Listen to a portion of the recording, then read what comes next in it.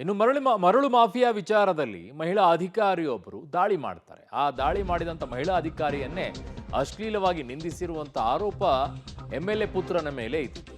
ಭದ್ರಾವತಿ ಹಳೇನಗರ ಪೊಲೀಸರಿಂದ ಈಗ ಮೂವರನ್ನ ಬಂಧಿಸಲಾಗಿದೆ. ರವಿ, ವರುಣ್, ಅಜಯ್ನನ್ನ ಬಂಧಿಸಿ ವಿಚಾರಣೆಯನ್ನ ಮಾಡ್ತಾ ಇದ್ದಾರೆ.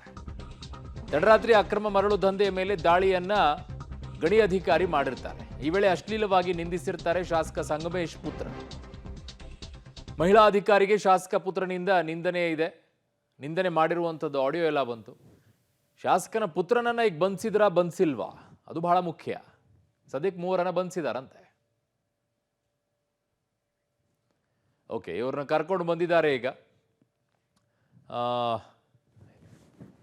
ಮಹಿಳಾ ಅಧಿಕಾರಿಗೆ ಶಾಸಕ ಪುತ್ರನಿಂದ ನಿಂದನೆಯ ಕೇಸ್ ಏನಿದೆ, ಈಗ ಮೂವರನ್ನ ಕರ್ಕೊಂಡು ಬಂದಿದ್ದಾರೆ. ಬಟ್ ನನಗಿರುವಂಥದ್ದು, ಬೇರೆ ಯಾರಾದರೂ ಈ ರೀತಿಯಾಗಿ ನಿಂದನೆ ಮಾಡಿದಿದ್ರೆ ಒದ್ದು ಒಳಗಡೆಗೆ ಹಾಕ್ತಾ ಇದ್ರಿ. ಯಾಕೆ MLA ಮಗ ಆಗಿದ್ದಕ್ಕೆ ಹಾಕಲ್ವಾ? ಮುಟ್ಟೋಕ್ಕೂ ಕಷ್ಟನಾ?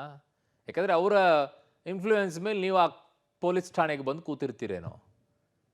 ಯಾಕಂದರೆ ಆಯಾ ಸ್ಥಳೀಯ ಶಾಸಕರ ಶಿಫಾರಸ್ಸಿನ ಮೇರೆಗೆ ಆಯಾ ಸ್ಥಳೀಯವಾಗಿರುವಂಥ ಕ್ಷೇತ್ರಗಳಲ್ಲಿ ಪೊಲೀಸ್ ಠಾಣೆಯಲ್ಲಿ ಇನ್ಸ್ಪೆಕ್ಟರ್ಗಳು, ಸಬ್ ಇನ್ಸ್ಪೆಕ್ಟರ್ಗಳು ಬಂದು ಕೂತ್ಕೊಳ್ಳೋದು ಅವರವ್ರ ಶಿಫಾರಸ್ಸಿನ ಮೇಲೆ.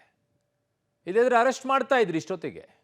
ಬನ್ನಿ, ಮೊದಲು ನಿಮ್ಮ ಮೇಲೆ ಆರೋಪ ಇದೆ, ನಿಮ್ಮ ಮೇಲೆ ದೂರು ಕೂಡ ಕೊಟ್ಟಿದ್ದಾರೆ. ಪಾಪ ಆಫೀಸರು ದೂರು ಬೇರೆ ಕೊಟ್ಟಿದ್ದಾರೆ. ಇಷ್ಟೆಲ್ಲ ಕೊಟ್ಟಾಗಲೂ ಕೂಡ ಅವರನ್ನು ನೀವು ವಶಕ್ಕೆ ಪಡ್ಕೊಳ್ಳೋದಿಲ್ಲ, ಅವರನ್ನು ವಿಚಾರಣೆಗೆ ಒಳಪಡಿಸೋದಿಲ್ಲ. ಇನ್ಯಾರೋ ಮೂವರನ್ನು ಕರ್ಕೊಂಡು ಬಂದು ಕುಳಿಸ್ಕೊಳ್ತೀರಾ ಅಂತಂದರೆ ಏನು ಹೇಳೋದು?